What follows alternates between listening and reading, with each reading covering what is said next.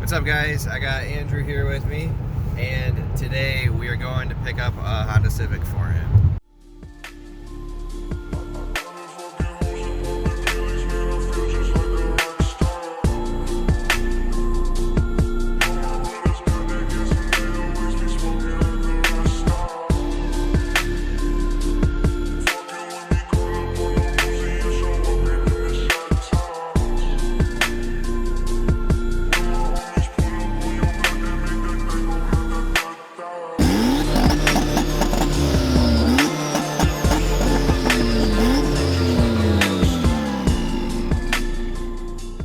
Just a little backstory because we did such a bad job at explaining what was going on in this video, but as of right now, we know that we're driving to Indiana, 5 hours away, to pick up an EK hatch that has a B18 C1 GSR engine and a GSR transmission. Andrew had been talking to this guy for a little while, got some videos of the car running, got some good pictures of the car, asked if anything was wrong with the car. The guy mentioned that it was turnkey, there was nothing wrong with it, it was ready to go. The only potential issue with it is that he wasn't sure if the heat worked.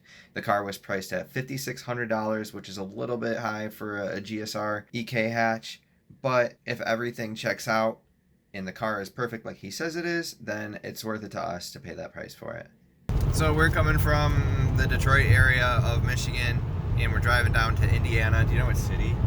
Like Indianapolis. Indianapolis area. It's about a 5-hour drive for us. So we just now left. It's 8:45 in the morning. We got some McDonald's, so that should tide us over for a little bit. Just got some gas as well. I don't know. Should we tell them about the car? It's an EK. It's an EK hatch. Another one. So EK hatch. if you guys remember the black one, the turbo black one that was in a couple of his videos, it's the same thing basically, but this one is NA, not turbo. Right. Yeah.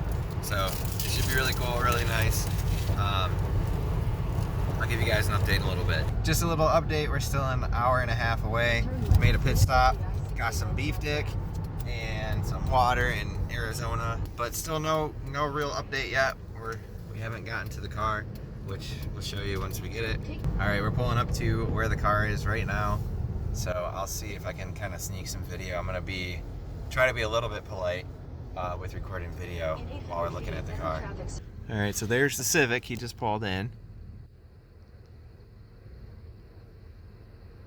It looks pretty nice, man. Yeah, it does look. It looks clean. Yeah. I'm not worried. No.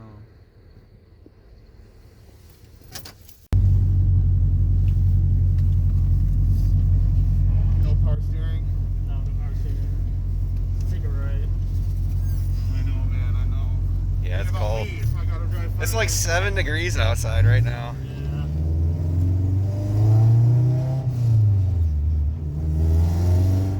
Take it Sounds right. like it has a really big exhaust leak. Yeah. That's not from that.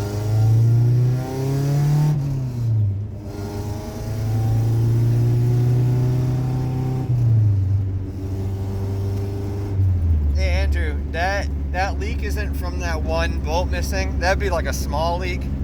The exhaust What leak's leak? gotta be exhaust leak. So Andrew's super mad. Mad, dude. Mad. I gotta bleep that out now because YouTube is really sensitive about swear All right, words. then just bleep that. Okay, so we drove 5 hours to Indiana to look at this car, the hatch that I showed you guys, GSR swapped. So we took it for a test drive. VTEC doesn't work. Like some red flags. First of all, the VTEC solenoid is leaking a little bit. The valve cover gasket is leaking a little bit. The spark plug tube closest to the end of the block is filled to the top with oil. He told Andrew that there were no oil leaks. Fuel filters leaking a little bit. It's like a whole bunch of like little tiny things. We took it for a test drive. Doesn't hit VTEC. Red line at 7,000. So something's not right with the tune, right?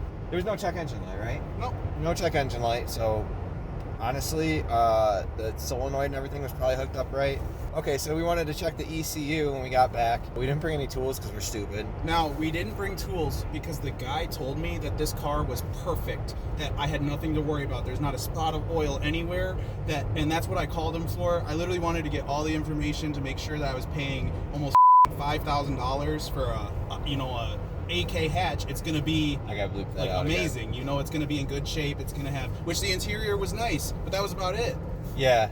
So the shell was clean too.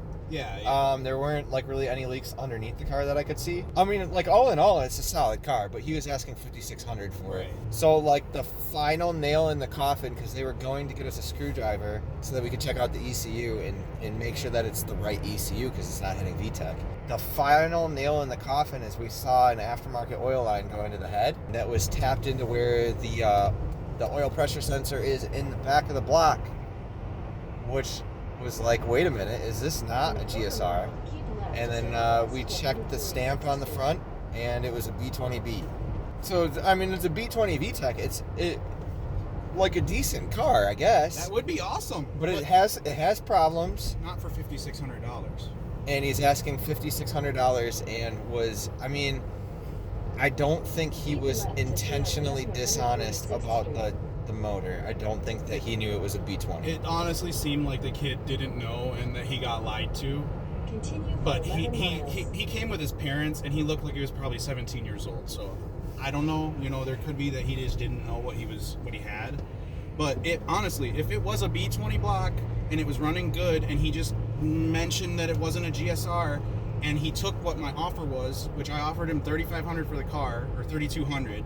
I think that's pretty fair for when you go 5 hours, you get screwed thinking it's a GSR and it turns out to not be. I think that's a pretty fair offer still. But he didn't take it, and now we're on our way to go get an EG hatch that we pray this one's going to go good. Yeah, so we actually have already looked at this EG hatch. We have to drive 5 hours back home to go get it, but we've already looked at it, and it wouldn't start when we went to go look at it. The owner swore that it started, but like we weren't going to buy a car that doesn't run, especially if we're told that it runs, and he's charging price that it runs. He wanted $5,000 for it originally. We talked him down to $3,500 without the wheels. You don't have any wheels. You don't have any wheels for it. Kid, I'm just gonna buy it with the wheels. How much does he want with the wheels? 4. I'll maybe just get it for 38. I'll offer him like 38. 38 with the wheels. I'll show him the cash in his face. All right. And, yeah. So we know but like this other car, while it probably doesn't run great and it probably has its problems as well. I believe it did have an oil leak, but it was Valve cover. A valve cover leak. But it was a way nicer build and a way cleaner shell and an EG. So technically worth more money. So we're gonna go look at that one now, again, and try to buy it. Andrew's pumping gas. It's been a long day with not much reward. We're still about an hour away from the EG that we want to look at. I think I forgot to mention that this EK, on top of everything that was wrong with it, it didn't have heat.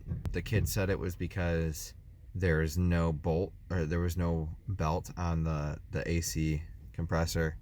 I let him know that has nothing to do with the heat. The heater core wasn't bypassed, so, and the thermostat seemed to be working, so it was probably a clogged heater core or something along those lines. But either way, we didn't get the car, and I'll give you an update if we get the EG. All right, we didn't end up getting that EG either. The owner ended up texting Andrew and letting him know that he couldn't get it running again. So we bailed on that. Andrew went back and forth with him a little bit, but they couldn't end up making a deal between the engine not running and the price of the wheels and things like that. So since then, Andrew has gone and bought another car. I have a video coming out on that, but if you don't want to wait for it, go ahead and head over to his channel, Sosa Photo, and check out his video. The EK in this video is still for sale at this time. This video was shot about 2 months ago at this point, like at the start of February. And we did look at the ad. He did change it from B18 to B20. But other than that, the ad does not specify anything about the oil leaks or anything about VTEC not working. I did go back and forth between whether I was going to post this video or not, but because he hasn't changed those things, I'm just going to go ahead and post this video. I'm not going to give out any names or anything like that. I'm not going to ruin his sale, but hopefully he sees this and adjusts his posts, because it is definitely a good car. I wouldn't talk someone out of buying it, but it just has to be bought for the right price. Anyway, that's the end of this video so far, but I did dig up some lost footage from a couple of years ago of me and Andrew working on his Integra that I never posted. So that's at the end of this video. Stay tuned to watch it. You'll see me gain 40 pounds and grow a beard. So There you go. Thanks again for watching, guys. If you liked the video, give it a thumbs up. Feel free to share it and let other people know like what kind of things to look for and not to do this kind of stuff when you're selling a car. It's just not right. If you want more videos like this, feel free to subscribe. Thank you guys so much for watching. Peace out. What's up, guys? We got Andrew back here with his GSR again. And today we're finishing off the rear subframe that we left off on last time. And then we're also doing the front coilovers. So right now we're working on getting these forks out. We got the 14 right there and the 17 down there that have to come out. The fork will come out, then we can loosen up the bolts on top. But it's a mess in here right now because it's like 7 degrees outside and super snowy. So that's what we're dealing with right now. Timber it out. Alright, bet. Probably. You might not even need the hammer. You might be able to. Too cold though. That's true. It's really fucking. It's really cold. Oh yeah, you gotta get that thing out. Here, I'll grab it. Usually I'd use a screwdriver and a hammer, but I got it.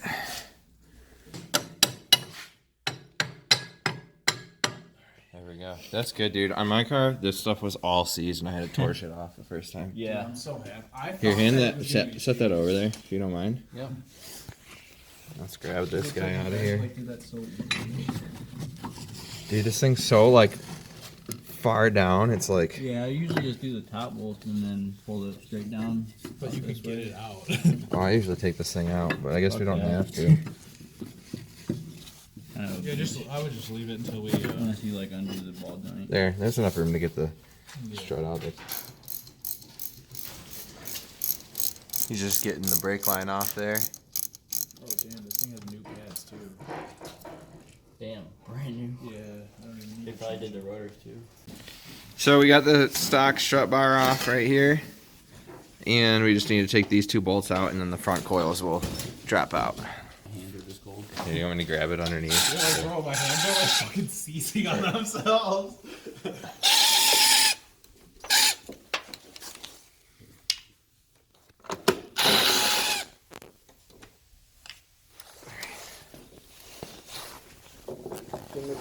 Out now. The brake line's still on? No, it's disconnected. It's just caught.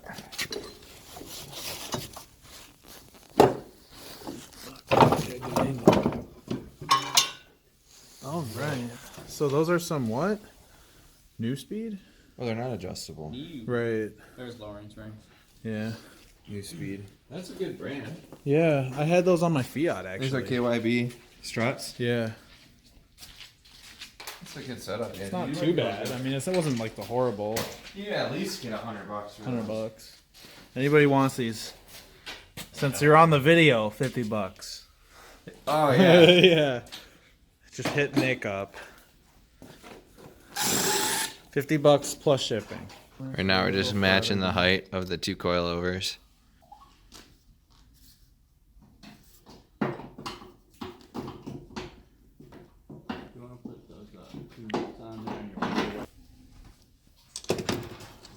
need to start. Alright, one started. Alright, you're good. Just take this line and suck them right up.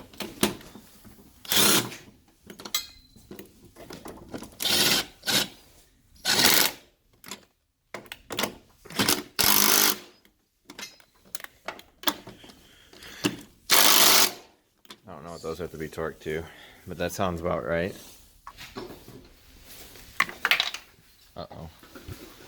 Got one? Yeah, it went. I think I know where it's at. I need to put this one on really quick. Oh, I see it.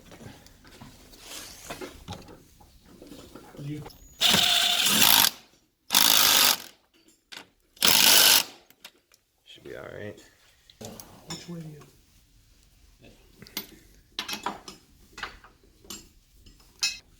Okay, I'm gonna put this thing back on, I guess. Good.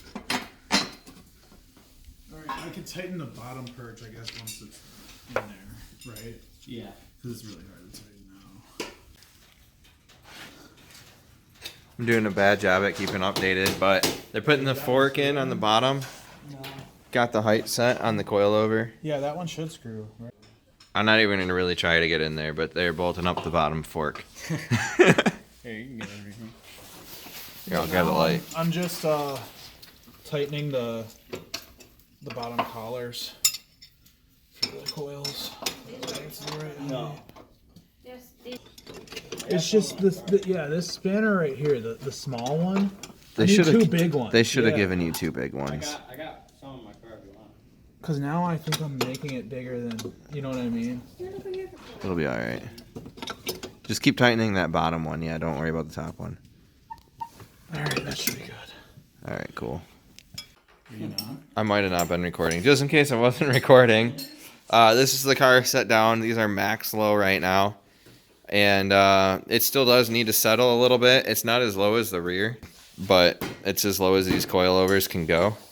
So he can pull the collars out and make it go a little bit lower if he needs to. But yeah, for now, this will be good. You can drive around like this.